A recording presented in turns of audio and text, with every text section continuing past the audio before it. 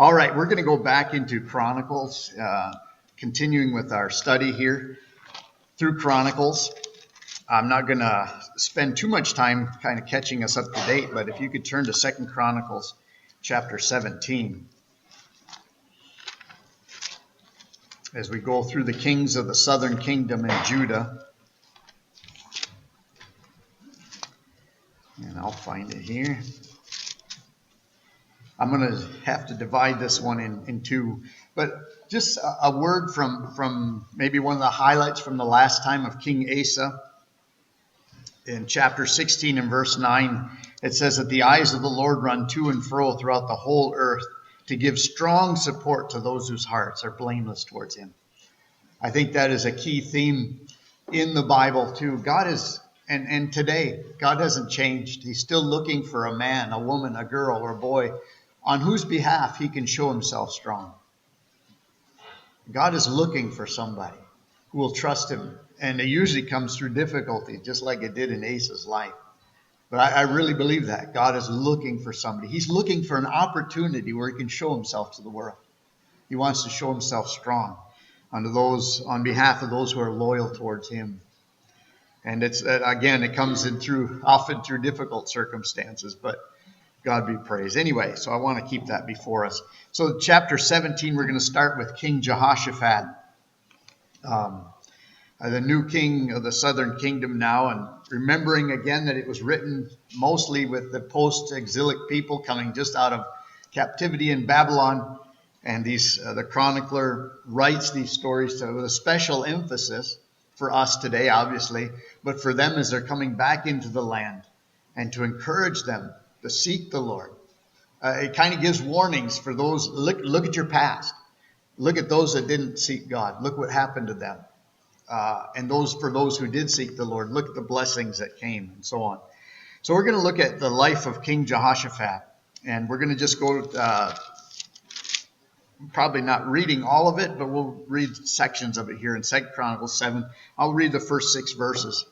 Jehoshaphat, his son, reigned in his place and strengthened himself against Israel. Remember that statement, strengthened himself against Israel. He placed forces in all the fortified cities of Judah, and he set garrisons in the land of Judah and in the cities of Ephraim that Asa, his father, had captured. So he's really strengthening the borders. Our country has borders, and we try to strengthen them. That's for a purpose. It's we try to protect who comes in. At least we used to, more than we do now. But anyway, they're there for protection, and Asa had gotten some of these places, and he's really building up the army in those places. And it seems in times of rest and so on, the nation is built up like that. They're able to build fortified cities and get strong military-wise and so on. In verse 3, we're going to learn a little bit about Jehoshaphat's relationship with God. And this is so important. And remember this as we go through his life this week and next week. The Lord was with Jehoshaphat because he walked in the earlier ways of his father David. He did not seek the Baals, but he sought the God of his father and walked in his commandments, and not according to the practices of Israel. Therefore the Lord established the kingdom in his hand, and all Judah brought tribute to Jehoshaphat. And he had great riches and honor. His heart was courageous in the ways of the Lord. And furthermore, he took the high places and the Asherim out of Judah. The high places are the elevated places dedicated to idol worship. Okay, so that's what he's talking about there. Idol worship, in particular the Asherim, the Canaanite goddess, and so on. And so there were many that still worshiped there, but he was courageous and he tore that down. And the Lord was with Jehoshaphat. Remember that. That's always encouraging. And the Lord is with you, where you walk with him and so on. And it was because he walked in the early ways of his father David. But he sought God. That is key. And you find this. The key thoughts throughout the book is forsaking the Lord, seeking God. And so I encourage you, and this is an encouragement to us to seek the Lord, that his heart was courageous in the ways of the Lord. And furthermore, he took away the high places, and so on. And therefore, that's the reason God established his kingdom. He lived for God. He sought God. Seeking God just means, man, in every decision in life, you go to him. You're looking for him. You're wanting to live for him. And so I think a New Testament passage that would parallel this is Matthew 6:33. Right? Jesus said, but seek first the kingdom of God and his righteousness. And all these other things, what were they? Your food, your clothing, God's care for you, put a roof over your head and so on. All these things will be added to you. It's a promise from God, from Jesus. When he walked on the earth, he said, seek first. Put me as a priority. Put my kingdom. Even our prayer in the Lord's Prayer is taught that way, right? Our Father which art in heaven, hallowed be thy name. Thy kingdom come. Your kingdom, your will be done. And that's what we need to be about, is his business. And so this is the prayer that we ought to have. So seek first the kingdom of God. And Jehoshaphat did that. As you're going to see today, he was not a perfect man. Aren't you interested, especially if you're maybe reading through the Bible? I know some of you are decided or have friends too that have decided to read through the Bible in a year. And I encourage you to do that. But you might be a little bit surprised at what you're finding out about people. The Bible shows warts and all. It doesn't just tell about the glory. If we were to write a biography on the life of someone, we always think about the good things. And we kind of hesitate to put the failures, but God puts the failures in all, right, for us to see, so we can learn from them, and so on. So seek first the kingdom of God. Verse 7 of chapter 17. In the 3rd year of his reign, he sent his officials, and he names them, there are 5 of them, and then to teach in the cities of Judah. And with them the Levites, and he names about 9 of the Levites, and I'm not going to name their names. And with these Levites, the priests, and there's 2 of them. So he sends his officials out, he sends the Levites, a bunch of them, and he sends even more priests with them. And what is their job? Why is he sending them out into the cities of Judah and so on? He said they went about throughout the cities of Judah and taught among the people. Let's see here. They taught Judah, having the book of the law of the Lord with them. Okay? They took the word of God with them, and they went into places and taught. They were missionaries, weren't they? Just going throughout every city in Judah. Who needed it? We need it. We need it in our towns, don't we? In other words, he's saying there was Bible studies going on through the cities, and there were missionaries being sent out everywhere into the towns around in Judah. They need to hear what the Bible says. And it wasn't so available like it is to us today. Everybody can read it. And so they sent these missionaries out, just like Jesus did in the New Testament, didn't he? He sends out the 70. Go, have Bible studies with these people. Let them know what the Word of God says. And we're to go into all the world and do that. And so he does it. And did you know the king is supposed to have his own copy of the law? I'm going to just give you this reference just because I think it's the neatest thing. Deuteronomy chapter 17, if you want to turn there, keep your place there. But Deuteronomy 17, 18 through 20. When a new king comes to the throne, this was what he was supposed to do. It's not what always happened, okay? But here's what he was supposed to do. And when he sits on the throne of his kingdom, he shall write for himself in a book a copy of the law, approved by the Levitical priests. And it shall be with him, and he shall read it all the days of his life. Good encouragement. What for a leader? How about you and me? Is it any different for us who lead a home or lead a church or lead a Bible study? We're leading something in our life, and so how much we need this. It shall be with us, and we should read it all the days of his life, that he may learn to fear the Lord his God by keeping the words of this law and these statutes and doing them, not just knowing them, but doing them, that his heart may not be lifted up above his brothers, and that he may not turn aside from the commandment, either to the right or to the left, so that he may continue long in his kingdom and his children in Israel. What an encouragement to a king. Listen, Take the word of God with you. And it seems like Jehoshaphat, he was a good king. And there were times in Israel's history where they had a revival, where God really comes on the scene. And this was one of them, where they were being sent out everywhere. Then verses 10 and 11. And the fear of as a result of this, the fear of the Lord fell upon the kingdoms and the lands that were around Judah. And they made no war against Jehoshaphat. Some of the Philistines brought Jehoshaphat presents and silver for tribute. And the Arabians brought him 7,700 rams and 7,700 goats. The Lord put his fear in their hearts. And now they're paying tribute. The king is not only getting tribute from his own people, but he's now getting the respect and the fear of all the countries around, and they're paying him tribute now. And so both from the Philistines and the Arabians.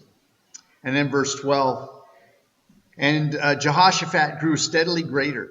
He built in Judah fortresses and stored cities, and had large supplies in the cities of Judah. He had soldiers, mighty men of valor in Jerusalem. And then the rest of this chapter is going to list some of them, the mighty rulers that he had. In verse 17, just take a look at this.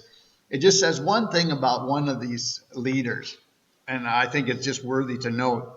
Amaziah, the son of Zichri, a volunteer for the service of the Lord. Just that's all it says about his life. We never hear from him again, as far as I know. He's just written in the word that he was a volunteer in the service of the Lord. What an awesome thing to have your whole in the scriptures for the rest of time here, to have that your name in there as a volunteer in the service of the Lord. What a privilege, isn't it? To volunteer in the service of the Lord, whatever it might be. Volunteering for teaching Sunday school, volunteering to clean something, it all is for the glory of God, isn't it? But serving the Lord through those things, and his name is here because of that. But Jehoshaphat grew steadily great. And this might be the cause of what happened next. And as we read it in chapter 18, it begins there. Now Jehoshaphat had great riches and honor, and he made a marriage alliance with Ahab. Here's where his troubles begin. He makes a marriage alliance with Ahab. That is what some of the kingdoms and the kings did in those days, because it's better for you and your kingdom if I take one of your relatives to be a part of our royal family, your royal family with our royal family. And with that, it's kind of hard to fight against each other, isn't it? We got one of your members in our home now, and it's going to be hard to go and attack you now. And so on. So some of these marriage alliances were made to make peace with the other neighboring countries and so on. And Israel wasn't how do I say this? Here, Jehoshaphat didn't make a good decision here in his life. He took Ahab's daughter Athaliah to be the wife for his son Joram. That's what happened. Her name is Athaliah. Later, she would seize the throne and kill almost all of David's descendants. We don't even know that yet, but he makes this marriage alliance, and just to show you the outcome of some of that and the evil that comes from that. I guess I just encourage you young people that are, even if you're really young, marry the right person. Marry a Christian. Don't even go there if it's not a Christian, okay? Just marry the person God has. And you're not too young to start praying about that now. I'm sure your parents are praying about that because it's important who you marry. It really is. And the Bible does give us guidelines for that.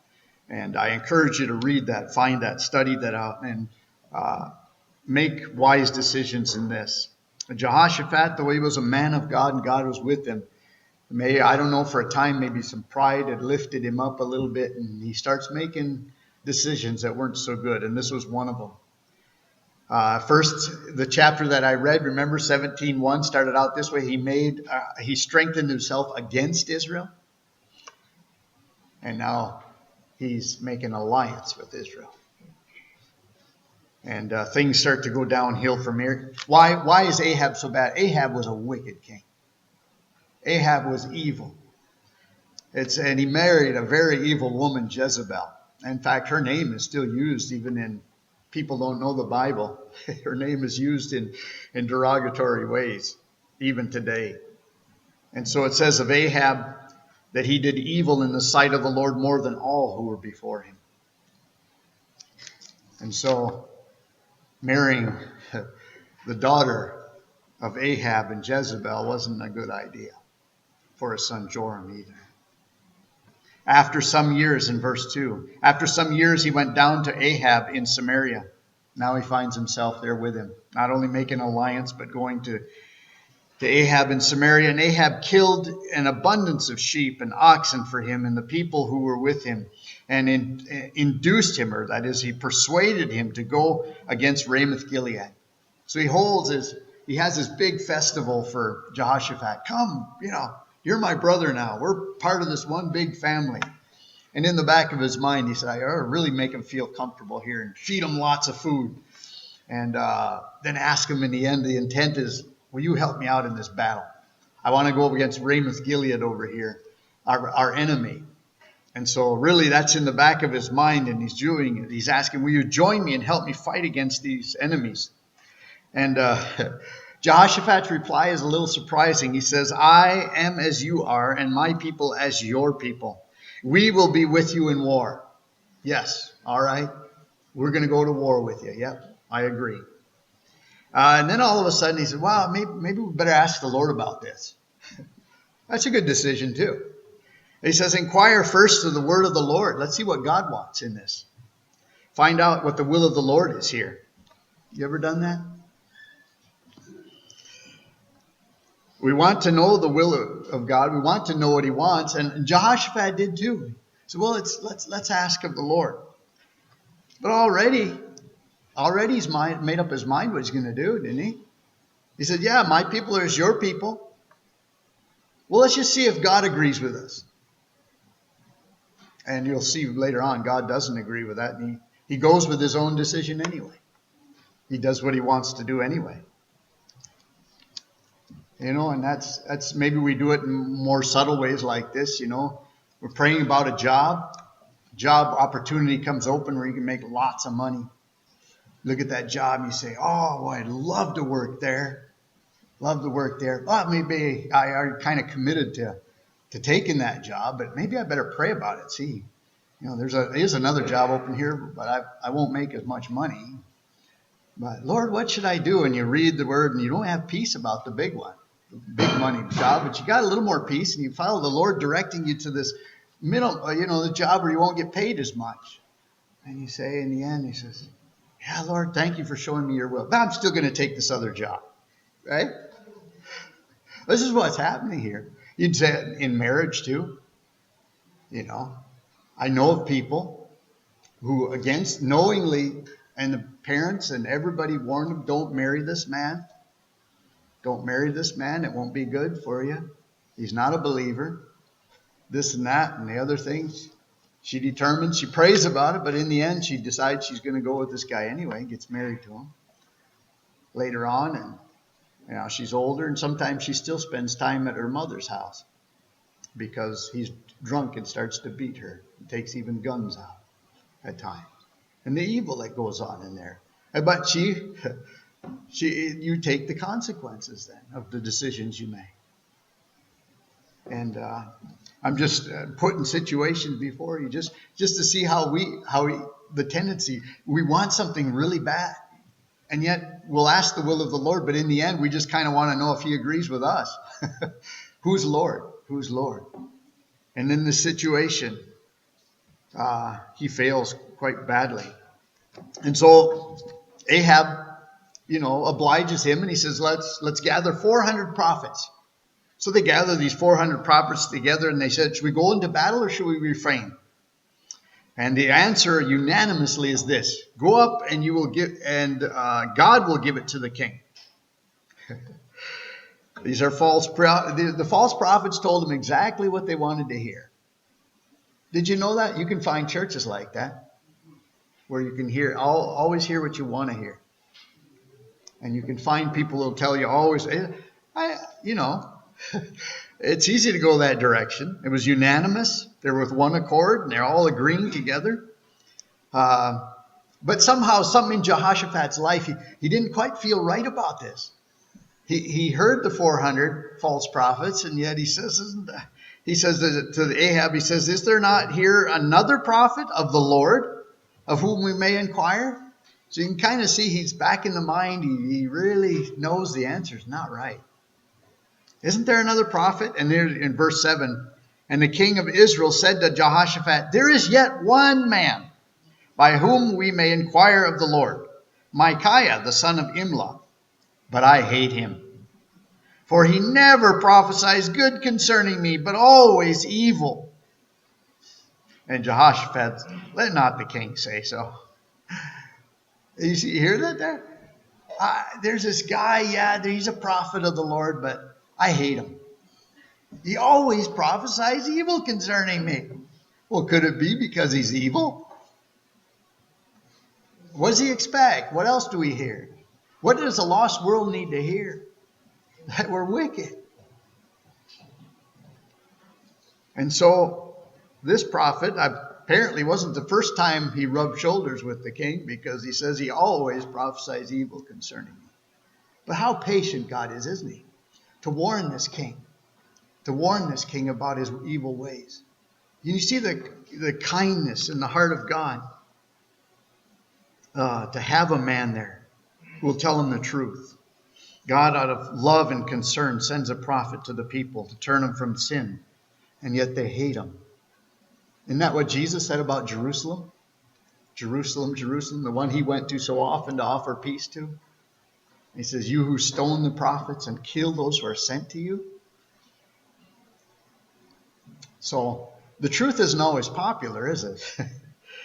It isn't here. And then Zedekiah, one of the false prophets, one that seems to be the leader there, he makes his horns of iron and he brings them out. And often the prophets would do this. They would have an illustration for the people. Sometimes they take a yoke of iron.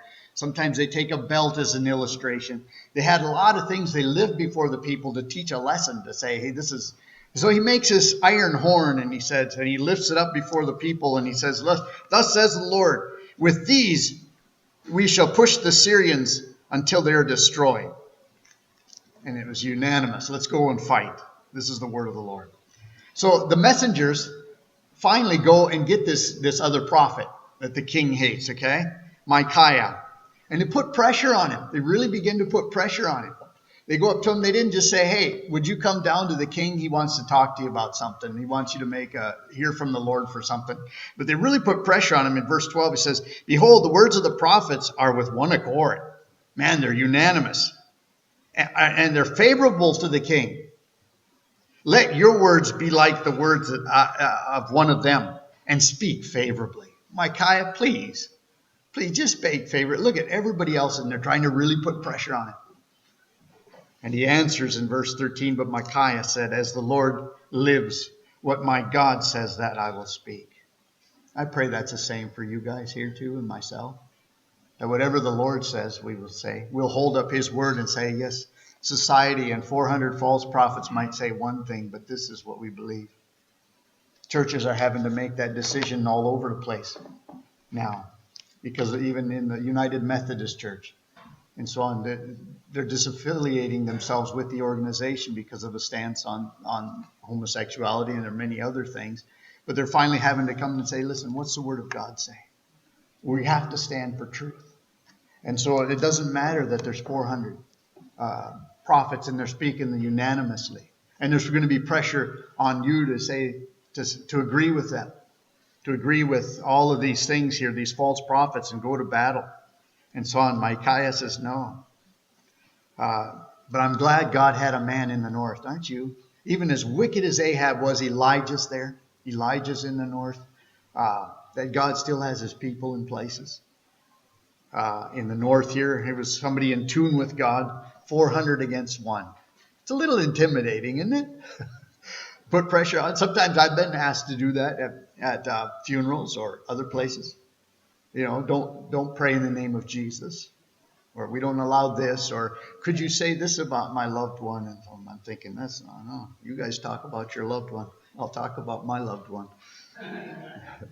But you're going to have to make decisions. There's pressure sometimes put on you to do certain things. We want a service, but we want it like this. Well, it's fine if it's with the Word of God, but if it's against it, I have to make a choice. So Micaiah comes and he said, the king Ahab says, Micaiah, shall we go to Ramoth Gilead to the battle, or shall we refrain? And he says, I can hear, I don't know if it's sarcasm or what in his voice, but yeah, go up and triumph. They'll be given into your hand. Yeah, go ahead. Go ahead. And whatever attitude he said it with, King Ahab knew. He said, all right, Micaiah. In verse 15, but the king said to him, how many times have I told you to swear that you speak to me nothing but the truth in the name of the Lord? And he said, and here's where he starts telling his story. He said, I saw all Israel scattered on the mountains as sheep with no shepherd. And the Lord said, these have no master. Let each return to his home in peace. In other words, what he saw was a people scattered on the mountains with no leader. Meaning, despite the fact that they're going to lose battle probably, but they're going to lose their king. They have no leader. They have no shepherd. They have no leader. And in verse 17, that's why the king of Israel said to Jehoshaphat, did I not tell you that he would not prophesy good concerning me, but evil? He says, I'm going to die.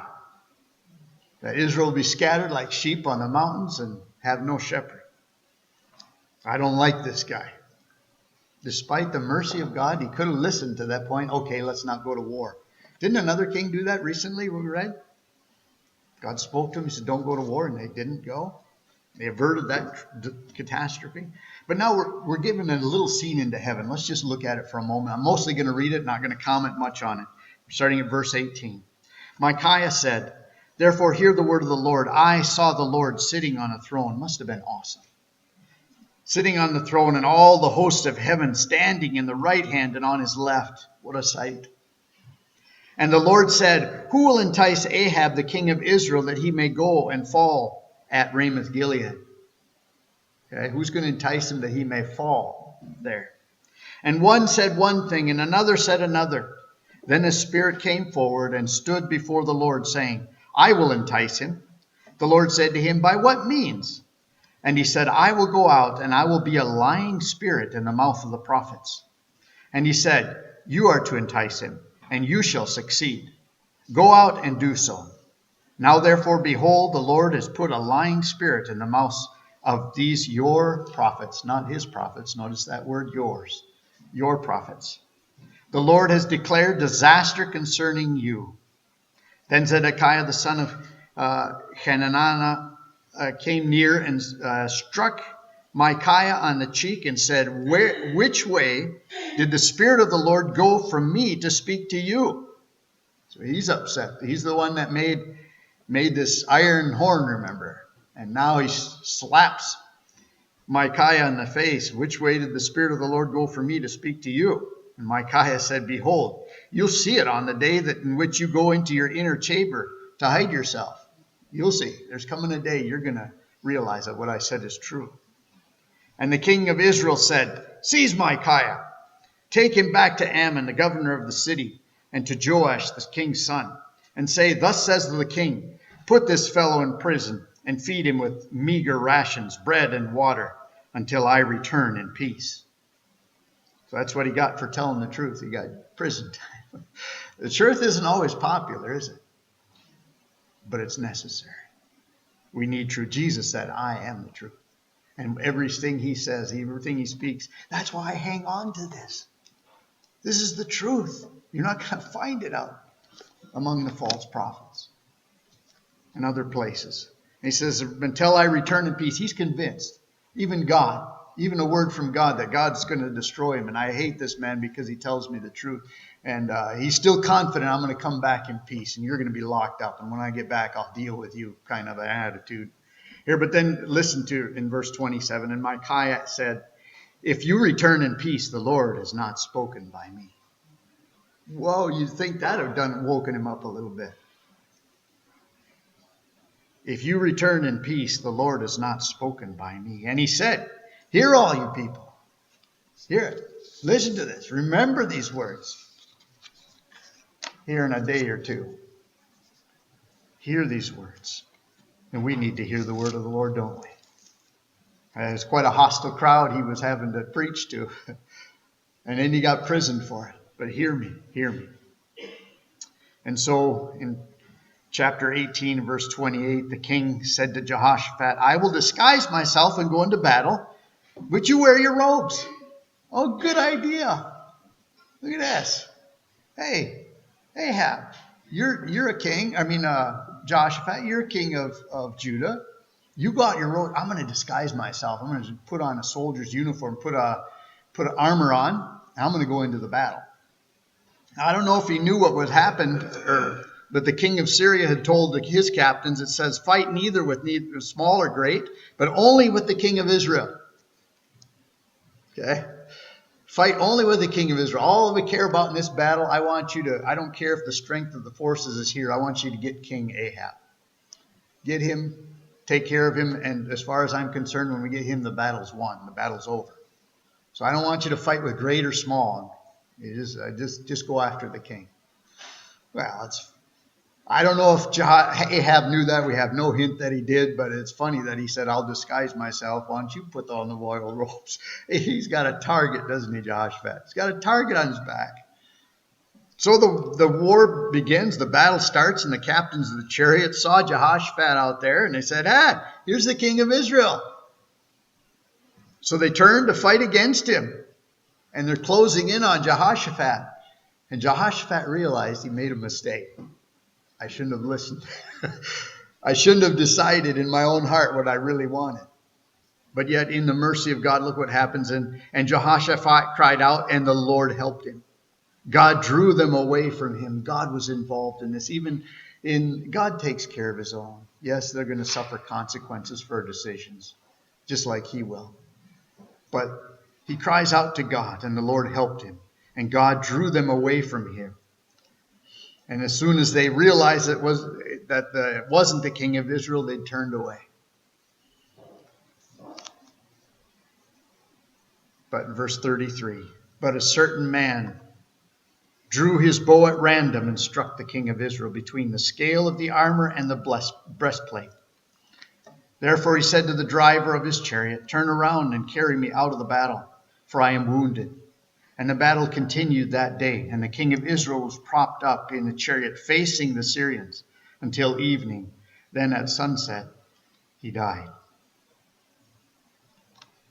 One nameless man, doesn't give us his name, draws a bow at random. No specific target in mind. Isn't this like God? No specific target in mind, just aims it up there however it's going to go, and yet it's directed through all the confusion. It's directed by the knowledge and power of God, and it hits its mark right between the armor, the scale, and the breastplate. Finds a spot. God can find that, can he?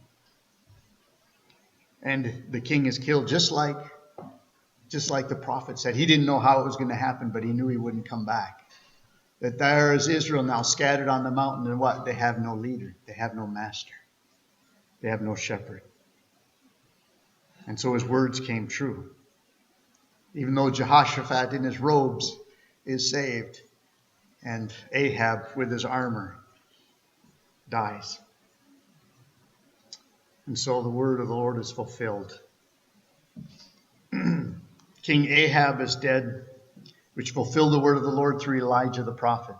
That's in Kings, you can read the story of his prediction of his death. He had killed Naboth, remember, over his vineyard. He wanted his vineyard. And so he was put to death, and Elijah meets him, and after this conversation at the end, thus says the Lord, Elijah says, so in the place where the dogs licked up the blood of Naboth, shall the dogs lick up your own blood. And you'll find if you read the book of Kings, it's exactly what happened. He and his chariot is bleeding there, and the dogs come. And they lick the blood. And now it just brings my mind back to Zedekiah, who apparently didn't go to the battle, but he's one of the leaders of the false prophets there. And I bet he's hiding in his inner chamber, just like the prophet said. And he's remembering as he hears the words that come back that Ahab is not coming home in peace. that he realized he'd been influential in propagating a lie, wasn't hearing from God. He's hiding himself. You'll see, he said. You'll see that day, and I believe he did. On the other hand, Micaiah, he's in prison. If you return in peace, the Lord has not spoken by me. And he didn't come in peace, and he says, the Lord has spoken by me. I don't know what happened, if he was released or what happened after that. That doesn't really tell us here. But then I want to read 3 more verses before we close chapter 19 and verses 1 through 3. Jehoshaphat, the king of Judah, returned in safety to his house in Jerusalem. Praise God for that. Huh? After this battle, he did return home, but in safety, it mentions. But Jehu, the son of Hananiah, the seer, he's the one who prophesied to his father, Asa, in his days. The seer went out to meet him and said to the king Jehoshaphat, should you help the wicked and love those who hate the Lord? Because of this, wrath has gone out against you from the Lord. Nevertheless, some good is found in you. For you destroyed the Asherahs out of the land and have set your heart to seek God. The Lord was with him. His heart was courageous in the ways of the Lord. At the beginning we read, destroyed the high places and so on. The Lord was with Jehoshaphat. He sought the God of his fathers and walked in his commandments. Therefore the Lord established the kingdom in his hand. You can be a good king and make bad choices. And we can do that too. We can be a believer walking with God and walking in victory. And in a moment of weakness or just determined to get our own way when we know the will of God is something else. And the problem with that is it never ends up good. If you already made up a decision, you said, well, I'm going to pray about it. But you already made up your mind what you're going to do. And the Lord shows you another way of doing it. But you're still going to go ahead and do it. You can go ahead and do it, but it never ends up good. Never. I think this is the lesson here too for us. You know, that's what we're praying. Lord, your kingdom come, your will be done. Seek first the kingdom of God. And it ends up by saying in this chapter that there was some good in him, that he fought against evil and was destroying the works of the devil and so on. But he had set his heart to seek God. And I encourage for any of you, is there somebody here who's never just really sought God? Never just looking to God for anything? Today could be the day you begin to seek God. And the neat thing is that the God of heaven comes down and he said, if you seek me with all your heart, you're going to find me. And then wonderful things happen in life. And just, God didn't throw away Jehoshaphat because he made a bad decision. He lived with the consequences of that decision. But yet God in mercy disciplines him, sends a prophet to him. And you know, this reaction to this prophet is much different than even his father. His father took Hananiah, the seer who was in that day. Remember what he did to him last time? He puts him in prison. Then he treats the people badly. And this is so different. Jehoshaphat humbles himself before this guy. This guy tells him the truth. It wasn't comfortable for Jehoshaphat to hear this. You know, how did he say that to him? Here, I'll find it. Should you help the wicked and love those who hate the Lord? And he hears that and it kind of hurt him, kind of stings. And yet what did he do with that truth that God was speaking to him through this prophet? He humbles himself. He humbles himself. And we'll find out in the next chapter, he goes out personally himself to bring the people back to the Lord. And he humbles himself. See, he treats the prophet much different than others had. He didn't lock him up in prison. He lets him go. He says, you're a man of God, and I've sinned. And I humble myself before a holy God and say, God, I missed it this time. Please forgive me. But God wasn't done with him yet. And more. And so we shouldn't be too discouraged, too, if we've made bad choices. And maybe it's affected our loved ones. We can pray for our loved ones and pray for reconciliation, that God would do wonderful things. So maybe we made some bad decisions. And things that we knew were against the will of the Lord. I guess just as a word of warning, our decisions always affect others, doesn't it? especially if you're a father, and you're bringing your whole family into the decisions. And as you get younger, you make a decision more for yourself, but it eventually affects others, affects those in your family. Now, anyway. But I just close with,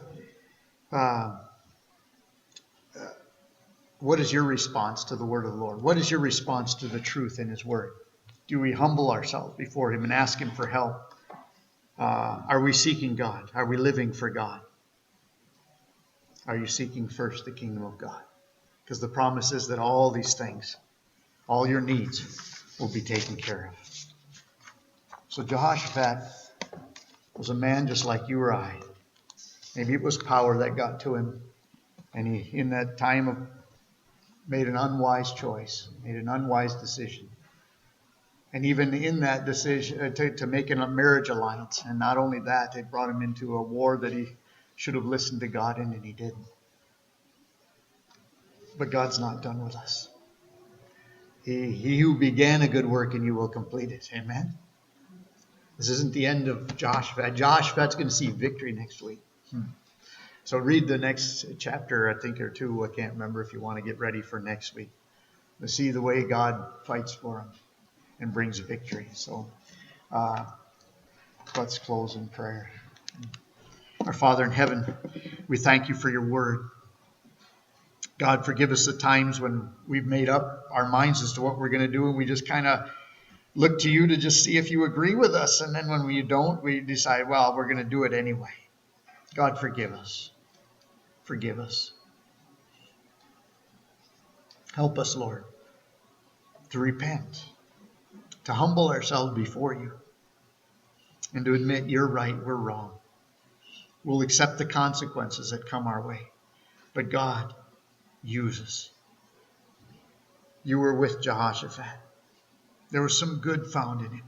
And the only good found in him was what you had worked in him. So thank you for that. All praise and glory be to you. God, help us in our decisions. I don't know if people are here in our congregation here this morning. We are on the verge of making important decisions, Lord. But we seek your will, and we really want it, Lord, because that is best for every one of us. From the littlest child to the oldest of us in here, God. We want the will of the Lord to be done. That's the heart's cry and the desire of our life, God. Help us to hunger and thirst for truth. We pray that you would guide us and direct us, Lord, in the rest of this day. Thank you for this opportunity that we've had here to gather before you and your people. Thank you for the blessing and the time that we're not wasting our time, but you're here with us. We thank you for that, Lord. We thank you for your goodness and your grace. In Jesus' name, amen. Just one word I thought of. I think it's in 2 Thessalonians 2. He says, because they refused, the people in the days of, it's talking about the Antichrist and so on. And it says, because they refused the love of the truth that they might be saved, God sends them strong delusion that they should believe a lie. And that's kind of what was happening with the false prophets. They didn't want the truth. Ahab was wicked. He didn't want the truth. And so God even sends them strong delusion that they would believe a lie. And yet the consequences of that. I just encourage you, have a love for the truth. Have a love for the truth. God is good. God is truth. Why wouldn't we want truth? And so, at all costs, buy the truth. I think the proverb says it that way. Buy the truth and sell it not. Don't sell it. All right. God bless you all. Have a great week serving the Lord and one another. God bless you.